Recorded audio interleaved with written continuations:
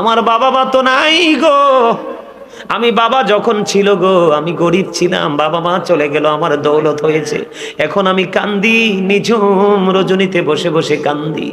আজকে আমার কি নাই রে, নাই শুধু আমার বাবা মা।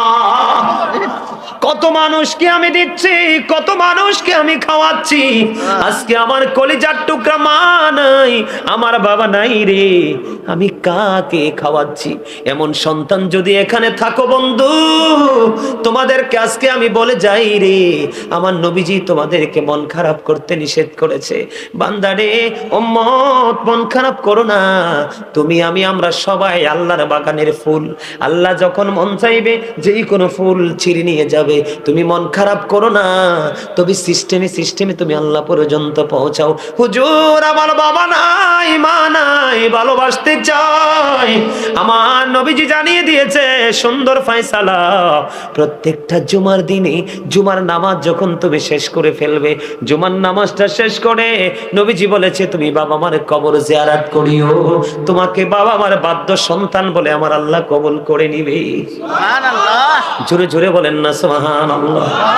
বন্ধু শুধু তাই নয়, তুমি বাবাকে ভালোবাসতে চাও, মাকে ভালোবাসতে চাও, নবীজি বলেছে মা নাই টেনশন করো না।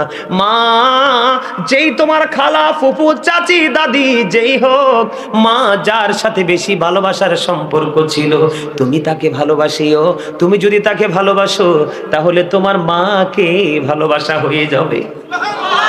আমার নবী বলেছে রে বিরাল্লাহ যুবকেরা, আমার নবী বলেছে তোমার বাবা নাই, খারাপ লাগাটা স্বাভাবিক, কিন্তু চলে তো গেছে, আল্লাহ তো নিয়ে গেছে, তুমি কি করবা? বাবার যে বন্ধু পৃথিবীতে আছে, ওই বন্ধুর সাথে মধুর সম্পর্ক গড়ে তোলো। আমার নবীজি বলেছে এই মধুর সম্পর্ক যদি গড়ে তোলো তাহলে বাবার প্রতি ভালোবাসা হয়ে যাবে। বলে হুজুর আমি আরো কিছু করতে চাই, এমন একটা মাহফিল করে দিবেন, হাদিয়া বাবার কবরে চলে যাবে, নিয়ত রাখবেন আল্লাহ এটা বরাদ্দ আমার বাবার জন্য। একটা কোরআন খতম করে ফেলবেন, দান সদকা করে ফেলবেন, কোন এতিম অসহায়কে দান করে দিবেন। আল্লাহ এটার বিনিময়ে আমি চাই না আমার বাবা মা কবরে আছে, কেমন আছে জানি না, এই হাদিয়াটা তুমি উপটৌকনটা আমার বাবা মার জন্য পাঠিয়ে দাও। তার কারণ আমার নবী বলেছেন আটলান্টিক মহাসাগরে পড়ে একজন মানুষ যেমনি সাহায্যের জন্য কাতরায়, কবরবাসীও তেমনি কাতরায় রে, যখন তার পৃথিবীর আপন স্বজনেরা। আজকে আপনারা যারা মাহফিলে বসেছেন বন্ধু, একটা হাদিস শরীফ বলি, আপনাদের এই বসাটা আপনার কবরবাসীর জন্য কত বড় নেয়ামত। বিশেষ করে যারা আজকের আয়োজন করেছেন টাকা দিয়ে